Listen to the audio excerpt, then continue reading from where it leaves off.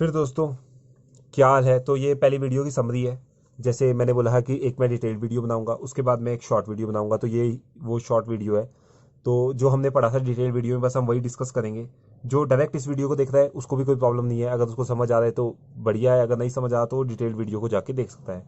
उसका link description में मैंने दे दिया है डिटेल वीडियो का।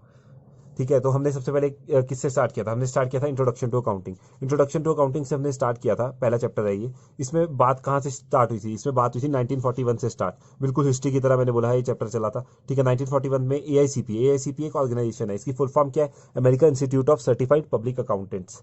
इन्होंने डेफिनेशन दी थी। इन्होंने क्या डेफिनेशन दी थी? इन्होंने बोला था, अब मैंने हाईलाइट किया हुआ है पहले से। ठीक है, इन्होंने क्या बोला था? अकाउंटिंग क्या है? अकाउंटिंग क्या है? एक कला है। Accounting is the art of, art किस चीज की? रिकॉर्ड, क्लासीफाई, समराइज करने की।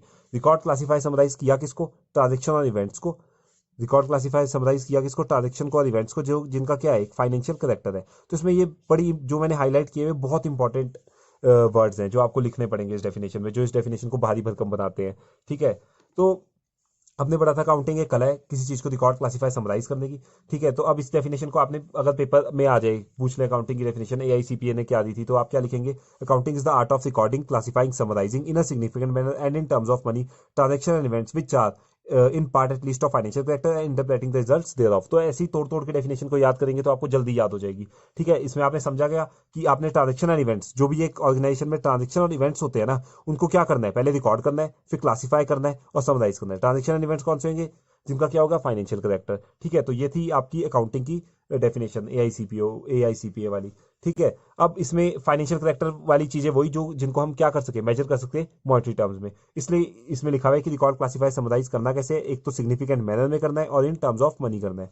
ठीक है, तो जो मैंने हाईलाइट कर दिया वो बहुत इंपॉर्टेंट है। वैसे अगर ये डेफिनेशन आएगी तो आपको एज इट इज लिखनी पड़ेगी, क्योंकि एआईसीपीए वालों ने जो लिखी है वही आपको देनी पड़ेगी। फिर एक डेफिनेशन आई थी, अमेरिकन अकाउंटिंग एसोसिएशन ने दी थी। इस डेफिनेशन को मैंने आपको बोला है कि ज़्यादा ध्यान देने की जरूरत नहीं है, ये आपको खुद समझ आ जाएगी अगर आप मेन डेफिनेशन पढ़ लेंगे। ठीक है, तो मेन डेफिनेशन अकाउंटिंग की जो बुक में दी हुई थी वो क्या थी? उससे पहले हम एक चीज़ रह गई कि क्या 1970 की बात रहेगी। सबसे पहले तो 1941 में इन्होंने डेफिनेशन दी, जो ए वालों ने डेफिनेशन दी वो दी 1966 में। इसमें क्या बात न्यू आई थी? कम्युनिकेटिंग। तो कम्युनिकेटिंग से इन्होंने क्या बोला था? इन्होंने बोला कि 1917 में एआईसीपी वालों ने क्या बोला था? 1970 में फंक्शन ऑफ अकाउंटिंग बताया था इन्होंने, कि अकाउंटिंग का फंक्शन क्या है। अकाउंटिंग का क्या फंक्शन है? अकाउंटिंग का फंक्शन है टू प्रोवाइड इन्फॉर्मेशन। ठीक है, तो टू प्रोवाइड इन्फॉर्मेशन मतलब कि अकाउंटिंग, इन्होंने बोला कि अकाउंटिंग का जो एक मात्र मतलब कर्तव्य है वो क्या है? अकाउंटिंग का जो एक फंक्शन है वो क्या है? वो ये है कि किसी को इंफॉर्मेशन देना। ठीक है, अब ये इन्होंने नई बात बोली। अब जो बिल्कुल न्यू डेफिनेशन आई उससे आप ये बात भी समझ जाएंगे। न्यू डेफिनेशन जो आई थी उसमें क्या किया था? उसमें ये जो दोनों डेफिनेशंस थी ना, और ये जो फंक्शन ऑफ अकाउंटिंग बताया था, इन तीनों को मिला के, इन तीनों को मद्देनजर रखते हुए नई डेफिनेशन बनाई इन्होंने। तो नई डेफिनेशन जो बुक में बनाई है, जो अगर आपको अकाउंट्स की डेफिनेशन इन जनरल पूछे तो ये डेफिनेशन सबसे बेस्ट है आज के टाइम में। तो इस डेफिनेशन को हम समझते हैं। ठीक है, इस डेफिनेशन का क्या था? इसमें था अकाउंटिंग क्या है? अकाउंटिंग किस चीज का प्रोसेस है? किसी चीज को आईएमआरसी क्या? Identifying, measuring, recording, communicating. किसी चीज को आइडेंटिफाई, मेजर, रिकॉर्ड, कम्युनिकेट करने के प्रोसेस को क्या कहते हैं? Accounting. Identify, measure, record, communicate करना क्या है? आपने क्या करना है? Required information. ठीक है, और ये इन्फॉर्मेशन कौन सी होनी चाहिए? Related to economic event of an organisation. ठीक है, तो हमने, और उसके बाद क्या बोला है कि ये इन्फॉर्मेशन देनी किसको है? ये इन्फॉर्मेशन देनी है इंटरेस्टेड यूजर्स को, जो क्या उस इन्फॉर्मेशन के इंटरेस्टेड यूजर होंगे। फिर इसमें मतलब हमने चार चीजें समझने को आ गई हमारे को, जो मैंने हाईलाइट की हैं। एक तो आईएमआरसी, इकोनॉमिक इवेंट, ऑर्गेनाइजेशन और इंटरेस्टेड यूजर्स। ठीक है, तो ये हमने चार एस्पेक्ट्स पढ़े थे। तो हम पहले ये चार एस्पेक्ट्स पढ़ लेते हैं, फिर इस डेफिनेशन पे दोबारा आते हैं। ये चार चार एस्पेक्ट्स पे आ जाता हूँ मैं। ठीक है, तो चार एस्पेक्ट्स पे हम आ चुके हैं। चार एस्पेक्ट्स, डेफिनेशन के चार एस्पेक्ट्स हैं। तो चार एस्पेक्ट सबसे पहले मैं मार्क कर देता हूँ क्या थे। सबसे पहले तो हमने पढ़ा था इकोनॉमिक इवेंट, फिर हमने पढ़ा था आईएमआरसी, फिर हमने पढ़ा था ऑर्गेनाइजेशन क्या होती है, फिर हमने पढ़ा था इंटरेस्टेड यूजर्स क्या होते हैं, कौन कौन होते हैं, किस तरीके के। तो हमने सबसे पहले पढ़ा था इकोनॉमिक इवेंट। इकोनॉमिक इवेंट मोटे तौर पे क्या होता है? जो मॉनेटरी टर्म्स में हमें देख सके उसको बोलते हैं इकोनॉमिक इवेंट। जिस चीज को हम मेजर कर सके मॉनेटरी टर्म्स में उसको बोलते हैं हम इकोनॉमिक इवेंट। ठीक है, तो कोई भी ट्रांजेक्शन अगर बिजनेस के साथ हुई हो जिसको हम किस में मेजर कर पाए? मॉनेटरी टर्म्स में, तो उसको क्या बोलेंगे? Economic event. इसके एग्जांपल दिए थे मैंने आपको, purchase of machinery, purchase of good, sales of good. ठीक है। तो अब इसमें मैंने आपको बताया था कि दो तरीके के इकोनॉमिक इवेंट होते हैं, कौन कौन से, एक तो होता है इंटरनल इवेंट और एक होता है एक्सटर्नल इवेंट।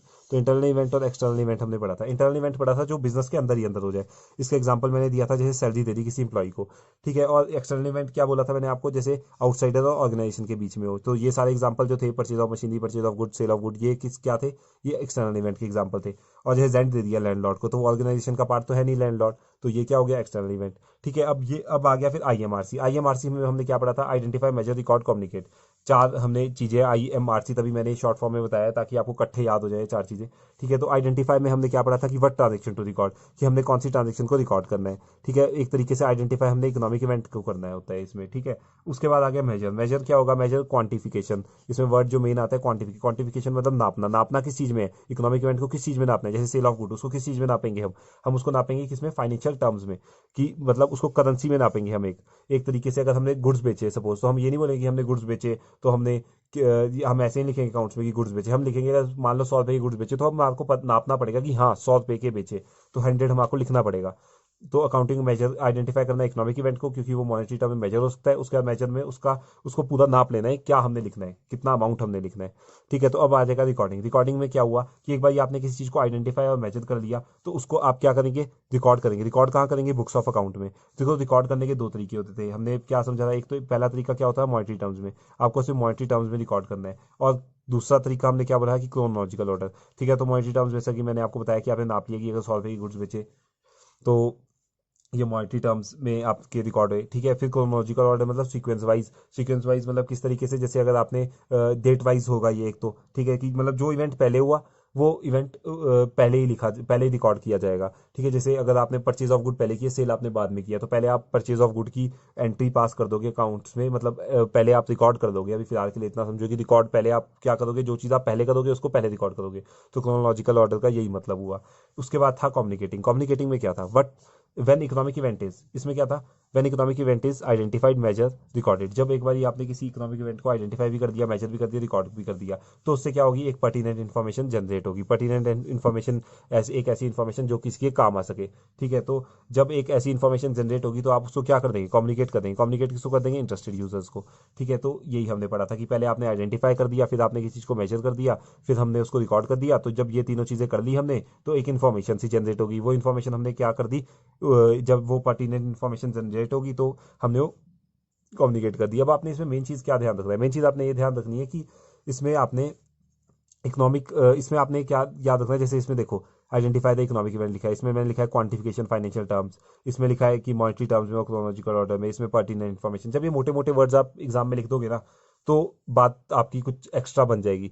जैसे कि अब इसमें आपको क्या है, इसको और आसानी से तो लिख सकते हैं, लेकिन अगर आपको अच्छे मार्क्स लाने, तो ये मोटे मोटे वर्ड्स लिख दोगे, टीचर खुश हो जाएगा कि बच्चे को कुछ आता है।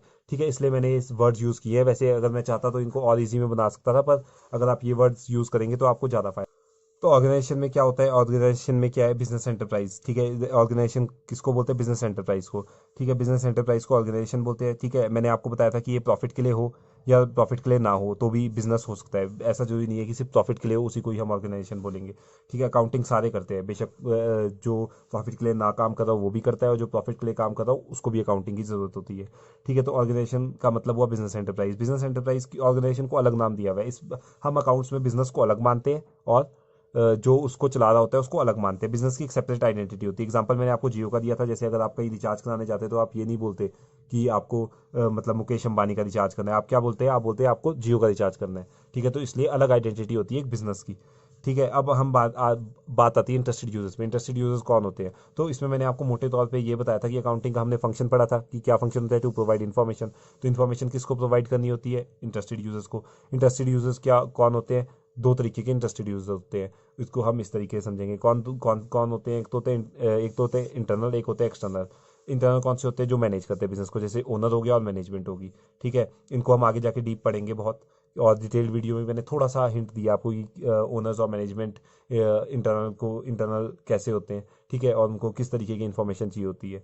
और एक्सटर्नल यूजर्स कौन से होते हैं, जो एक्सटर्नल यूजर होते हैं, जो other than interested internal users, जो इंटरनल यूजर्स से अलग हुए, वो क्यों कौन से हुए, एक्सटर्नल यूजर्स। तो ये कौन से होते हैं, जिनको इंटरेस्ट होता है बिजनेस में, बेशक प्रेजेंट इंटरेस्ट या फ्यूचर इंटरेस्ट। ठीक है। तो मैंने आपको इसके एग्जांपल दिए थे, जैसे कस्टमर हो गया, ठीक है, कॉम्पिटिटर हो गया, बैंक हो गया, क्रेडिटर हो गया, गवर्नमेंट होगी, इन्वेस्टर हो गया। मैंने आपको डिटेल वीडियो में बताया कि एक एक्सटर्नल यूजर्स को हम क्यों बोलते हैं। आपको मोटे तौर पे एग्जांपल देता हूँ, जैसे कस्टमर को पता होना चाहिए अपनी दुकान के बारे में कि अगर वो जिस दुकान से सामान ले रहा है कि वो बंद तो नहीं हो जाएगी कहीं, या कहीं ऐसा तो नहीं उसके प्रोडक्ट आने ही बंद हो जाएंगे, ठीक है। और कॉम्पिटिटर को पता होना चाहिए अपने कंपटीशन के बारे में, तो इसलिए उसको भी इंटरेस्ट होता है कि उसने कितना प्रॉफिट कमाया, मैंने कितना कमाया, ठीक है। बैंक को अगर लोन देना है तो इस तरीके से इन सब के मतलब कुछ मतलब इन सबको चाहिए होती है इंफॉर्मेशन, फाइनेंशियल इंफॉर्मेशन। तो इसलिए इनको हम यूजर्स कहते हैं, पर ये बिजनेस का पार्ट नहीं होते, इसलिए एक्सटर्नल यूजर्स हुए। और अब इसमें आता है कि इनको वैसे चाहिए क्यों होती है, मतलब एक बात आई कि इनको इन्फॉर्मेशन चाहिए क्यों होती है। इनको इसलिए चाहिए होती है क्योंकि इन्हें डिसीजन लेने होते हैं। सपोज ओनर को अगर लॉस हो गया तो डिसीजन लेगा ना कि क्यों लॉस हुआ, क्या गलती रहेगी, ठीक है। या अगर बैंक को लोन देना है तो उसको डिसीजन लेना पड़ेगा ना इन्फॉर्मेशन को देख के ही, कि उसको लोन देना चाहिए कि नहीं। तो उनको फाइनेंशियल इन्फॉर्मेशन डिसीजन लेने के लिए चाहिए होती है। बस इतना ही था। अब उसके बाद हम दोबारा से डेफिनेशन पे आ जाते हैं। हम अकाउंट्स की डेफिनेशन पे आ चुके हैं, तो चारों एस्पेक्ट्स अब हम पढ़ चुके हैं। तो अब इस डेफिनेशन को अगर हम पढ़ेंगे तो हमारे को ये आसानी से समझ आ जाएगी। तो हमने क्या पढ़ा, अकाउंटिंग की डेफिनेशन क्या है। Accounting is the process of identifying, measuring, recording, communicating the required information.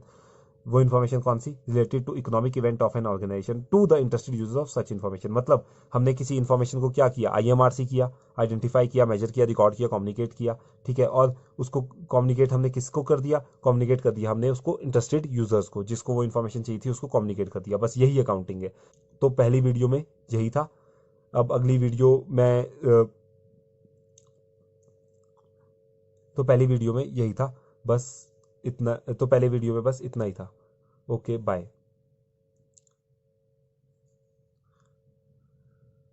हम अकाउंट्स की डेफिनेशन पे आ चुके हैं, तो चारों एस्पेक्ट्स अब हम पढ़ चुके हैं। तो अब इस डेफिनेशन को अगर हम पढ़ेंगे तो हमारे को ये आसानी से समझ आ जाएगी। तो हमने क्या पढ़ा, अकाउंटिंग की डेफिनेशन क्या है। Accounting is the process of identifying, measuring, recording, communicating the required information. वो इन्फॉर्मेशन कौन सी, related to economic event of an organization to the interested user of such information. मतलब हमने किसी इन्फॉर्मेशन को क्या किया, आईएमआरसी किया, आइडेंटिफाई किया, मेजर किया, रिकॉर्ड किया, कम्युनिकेट किया, ठीक है। और उसको कम्युनिकेट हमने किसको कर दिया, कम्युनिकेट कर दिया हमने उसको इंटरेस्टेड यूजर्स को, जिसको वो इन्फॉर्मेशन चाहिए थी उसको कम्युनिकेट कर दिया। बस यही अकाउंटिंग है। और इन नोट्स के जो लिंक है वो मैं डिस्क्रिप्शन में दे दूंगा। आप वहाँ से इसके बिल्कुल क्लियर फोटोज डाउनलोड कर सकते हैं, ताकि अगर आपने सेम वैसे ही नोट्स बनाने हो। ठीक है, बाय।